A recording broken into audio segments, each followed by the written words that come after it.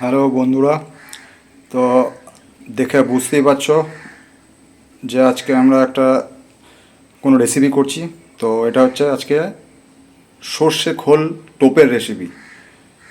যে কোনো বড় পুকুরে যেগুলো অনেক পুরাতন মাছ চট করে বড়শি খেতে চায় না, এই টোপটা করে একবার ফেলুন পুকুরে, যত পুরাতন মাছই হোক টোপ ধরবে। 100% টোপে কাজ হবে। তো এই ইনগ্রিডিয়েন্টসটা প্রথমে বলে দিই।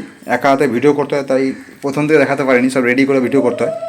দেখুন, এইটা হচ্ছে আপনার সর্ষে খোল। হ্যাঁ, সর্ষে খোল বাজাতে পাবেন, একদম এরকমভাবে মিয়ে গুঁড়ো করে নেবেন। মিক্সিতে করতে পারেন, হামাল দিস্তায় করতে পারেন। তো এরকমভাবে সর্ষের খোলটাকে পুরো মিহি করে গুঁড়ো করে নেবেন, যেমন আমি করেছি দেখতে পাচ্ছেন। তার সাথে নিয়েছি এটা। এটা হচ্ছে আপনার গোবিন্দভোগ চালের গুঁড়ি। আপনারা চাইলে আতপ চাল, সেন্টেড আতপ চালও ইউজ করতে পারেন। তো গোবিন্দভোগ চাল বা সেন্টেড আতপ চাল এটা এরকমভাবে গুঁড়ো করে নেবেন মিক্সিতে। আর এটা হচ্ছে বাদাম খোল। যে কোনো ফিশারি দোকানে গেলে আপনারা পাবেন, দেখবেন বলবেন যে বাদাম খোল লাগবে, তো দেবে। তো বাদাম খোল আপনার গোটাও পাওয়া যায়, গুঁড়োও পাওয়া যায়। এটা আমি ডাস্ট করেছি বাড়িতে এনে। তো আপনারা যদি ডাস্ট পেয়ে থাকেন খুব ভালো, নাহলে আপনাদের গুঁড়ো করতে হবে। আর এইটা হচ্ছে আপনার সিক্রেট মশলা। এইটা কখন ইউজ হবে আমি ভিডিও চলাকালীন বলবো, জাস্ট দেখে রাখুন। এইটা হচ্ছে আমার সিক্রেট মশলা। এটাকে ভেজে, হালকা গরম করে ভেজে এটাকে গুঁড়ো করে রাখতে হয়, ঠিক টাইম মতন মেশাতে হয়।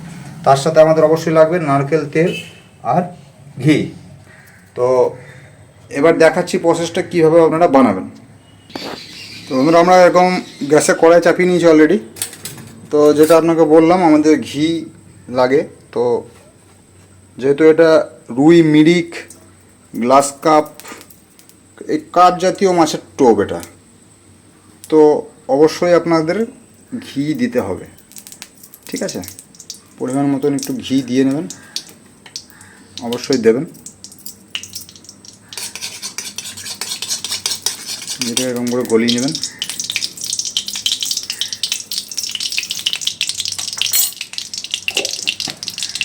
দেখুন, ঘি গরম হয়ে গেছে। এরকম এক টুকরো একটা রসুন, এই যে রসুন নিয়েছি আমি, রসুনটাকে আমি ঘিয়ে ভেজে নেব। ঠিক আছে, রসুনটাকে অবশ্যই আপনার এরকম করে ঘিয়ে ভাজতে হবে। রসুনটা হালকা করে লাল লাল করে ভেজে নেবেন, যেন পুড়ে না যায় খুব একটা। ঠিক আছে,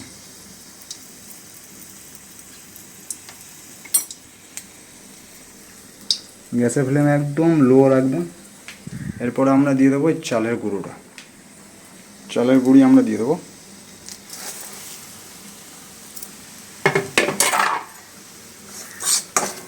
ভালো করে মেশাবেন, যাতে প্রত্যেকটা ঘিয়ের ফ্লেভার, রসুনের ফ্লেভার জন্য প্রত্যেকটা চালের গুঁড়িতে ভালো করে মিশে যায়, এবং খুব আস্তে নাড়াতে হবে যেন লাল না হয়ে যায়। চালের গুঁড়ি সাদায় রাখতে হবে। ঠিক আছে, এইভাবে নাড়াতে থাকবেন যেন প্রত্যেকটা চালের গুঁড়িতে মিশে যায় ঘি এবং রসুনের ফ্লেভারটা।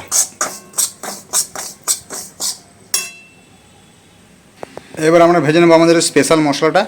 স্পেশাল মশলা কি কি আছে সেটা আমি ডেসক্রিপশন বক্সে লিখে দেবো, ওখান থেকে আপনারা পেয়ে যাবেন যে কি কি মশলাটাকে আপনাদের ভেজে গুঁড়ো করে রাখতে হবে। ঠিক আছে, এবং কখন মেশাতে হবে ডেসক্রিপশন বক্সে আমি দিয়ে দেবো, ওখান থেকে আপনারা পেয়ে যাবেন। এরপর আমরা বাদাম খোল যেটা আছে, বাদাম খোলটাও কিন্তু ভাজতে হবে। প্রত্যেকটা জিনিসই আপনাকে কিন্তু ভাজতে হবে। বাদাম খোলও ভেজে নিতে হবে হালকা করে লাল করে, যেন পুড়ে না যায়। সর্ষে খোলও সেম আপনাদের ভেজে নিতে হবে। দেখুন, এগুলো সব আমি এক এক করে ভেজে রাখছি। কী করে লাস্টে করবো সেটা আমি দেখাচ্ছি। এখন আমরা বাদাম খোলটাকে ভাজবো। বাদাম খোলটাকে ভেজে নিচ্ছি। মিডিয়াম ফ্লেম দিয়ে কিন্তু নাড়তে হবে আপনাদের। এরকম নয় যে আমি গ্যাসের ওপর চাপিয়ে আপনি কোথাও চলে গেলেন, 5 মিনিট 2 মিনিট পর এসে নাড়াচ্ছেন, সেটা করলে হবে না। কন্টিনিউ নাড়তে হবে, তাহলে কিন্তু জিনিসটা রেজাল্টটা ভালো হবে এবং ফ্লেভারটা খুব সুন্দর আসবে। আপনি নিজেই বুঝতে পারবেন, বাদামি কালারের থেকে একটু ব্রাউন কালার হয়ে যাবে, আর বাদামের মতন সেন্ট বেরোতে শুরু করবে। বাদাম ভাজতে যে সেন্টটা আমরা পাই, ঠিক বাদাম খোল থেকে ওই সেন্টটাই বেরোবে। তখনই বুঝবেন যে বাদাম খোল ভাজা হয়ে এসছে। দেখতে থাকুন। দেখুন, বাদাম খোলটা ভাজা হয়ে গেছে। একটু অন্ধকারে নিয়ে যেতে বুঝতে পারবেন যে কেমন কালারটা আসবে। ভাজার পর ঠিক এরকম কালারটা আসবে, হ্যাঁ এরকম। ঠিক আছে, এইরকম ধরনের কালারটা আসবে। আমাদের বাদাম খোলও ভাজা হয়ে গেছে, চাল গুঁড়ি ভাজা হয়ে গেছে, স্পেশাল মশলা ভাজা হয়ে গেছে। এরপর আমরা খোলটা ভাজবো। এই যে আমাদের খোল, আসল কিন্তু এই খোলের টোপে খোল ভাজাটাই কিন্তু মেন। খোলটা যত ভালো করে ভাজতে পারবেন টোপের রেজাল্ট ততটাই মারাত্মক হবে। ঠিক আছে, তো আমরা খোলটা ভেজে নেবো, তারপরে আমরা দেখাচ্ছি যে একসাথে মিশিয়ে টোপটা কিভাবে রেডি করতে হয়। ঠিক আছে, লাইনে থাকুন, সঙ্গে থাকুন। খোলটা ভাজার সময় কিন্তু মাথায় রাখতে হবে খোল যেন পুড়ে না যায়। সবসময় নাড়তে হবে কিন্তু আপনাদের কন্টিনিউ। আমি যেভাবে নাড়ছি খুব নেড়ে নেড়ে খুব ধৈর্য করে ভাজতে হবে, কারণ খোলটাই মেন। ধৈর্য ধরে খোল না ভাজলে কিন্তু রেজাল্ট আসবে না। তো আপনারা যখনই খোলটা ভাজবেন কিন্তু খুব ধৈর্য ধরে ভাজবেন, সবসময় নাড়াবেন যেন পুড়ে না যায়, কালো না হয়ে যায় খোল। একদম ব্রাউন লালচে টাইপের খোলটা হবে, একদম কাঁচাও থাকবে না, একদম পুড়েও যাবে না। খোল বেশি কাঁচা থাকলে কিন্তু আবার মাছ খেতে যায় না, মাছের প্রবলেম হয় কাঁচা খোল খেলে। ঠিক আছে, একদম কাঁচা খোল মাছ খায় না, অল্প খেয়ে চলে যায় বা পেট খারাপ হয়ে যেতে যায় কোনো কারণবশত, ওরা কিন্তু খায় না। আপনার খোলটা কিন্তু লাল করে ভাজবেন, পুড়িয়ে দেবেন না, কাঁচাও রাখবেন না, একদম লাল হবে। ঠিক আছে, এইভাবে কিন্তু নাড়তে নাড়তে আপনাদের খোলটা ভাজতে হবে। দেখছেন সব আমার ভাজা হয়ে গেছে। তো এরপরে কিন্তু যেটা বলছিলাম মেশাবো কী করে, যে টোপটা বানাবেন, মেন জিনিসটা এখানে। আরেকবার একটু নারকেল তেল ঘি দিয়ে দেবেন। লাইন চলে গেছে। ঠিক আছে, তো আপনারা এইভাবে আরেকবার চালের গুঁড়িটা এরকম হালকা সামান্য নারকেল তেল আর একটু ঘি দিয়ে দেবেন। যদি কাতলা টার্গেট থাকে তো এই সময়ই কিন্তু আপনার নারকেল ডাস্ট মিশিয়ে দেবেন। ঠিক আছে, তো আমাদের যেই পুকুরটা আমরা যাব ওখানে কিন্তু বড় বড় রুই মিরিক তো আছেই, তার সাথে কাতলাও আছে। তাই আমরা এখানে সামান্য পরিমাণ নারকেল ডাস্টও কিন্তু দিয়ে দেবো, যাতে আমাদের কাতলা মাছ যদি টোপে আসে, চারে আসে, যেন হিট হয়। নারকেল ডাস্ট 50 গ্রামের মতন দিয়ে দেবেন 1 কেজি খোল টোপের জন্য। দেখুন, পুড়তে দেবেন না, নাড়াতে থাকবেন ভালো করে, পুড়লে কিন্তু হবে না। ব্যাস, এবার আমাদের সব জিনিস ভাজাই আছে, তাড়াতাড়ি হয়ে যাবে। যদি সব জিনিস ভাজাই আছে আগে থেকে, বাদাম খোলটা আমরা আগে দিয়ে দেবো এখানে। বাদাম খোল দিয়ে নাড়তে থাকবেন। দেখুন, বাদাম খোল দিলাম, নাড়তে থাকবেন। বাদাম খোলটা দেওয়ার পর নাড়তে থাকবেন, ভালো করে মেশাবেন। ঠিক আছে, ভালো করে মেশাবেন। মেশানো হয়ে গেলেই কিন্তু এর মধ্যে আপনারা আবার যে আমরা খোলটা ভেজে রেখেছি, সর্ষে খোলটা আমরা দিয়ে দেবো। এবার ভালো করে নাড়তে থাকুন, ভালো করে মেশানো জিনিসটাকে। ব্যাস, তারপরে যেই পুকুরে যাবেন মাছ ধরতে একদিন আগে রেডি করবেন, ঠান্ডা জায়গায় রেখে দেবেন। একদিন আগে রেডি করলে কি হয়, ফ্লেভারটা স্ট্রং হয়। এবার এটা ভালো করে মেশানো হয়ে গেলে আমরা কিন্তু আমাদের সিক্রেট মশলা, এই যে এটা বানিয়ে রেখেছি, এটা আমরা দিয়ে দেবো। ঠিক আছে, দেখুন এইভাবে বানান। আর এটা পুকুরে ফেলার আগে যেইভাবে আপনারা টোপ বানান, হাড়িয়া, মেথা, মিষ্টির গাছ, মিষ্টি, নারকেল তেল, এগুলো পরিমাণ মতন, ভাত পোলাও সব দিয়ে, মিষ্টির গাছ দিয়ে, তেল দিয়ে, সব কিছু দিয়ে মাখিয়ে কিন্তু আপনারা টোপটা বানাবেন এবং লাড্ডু করে ফেলবেন।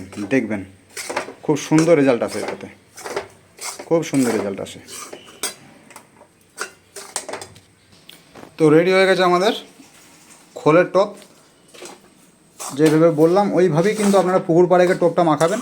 আর পিঁপড়ের ডিম কিন্তু এর মধ্যে অবশ্যই দেবেন, তাহলে এর কার্যকারিতা 200% বেড়ে যাবে।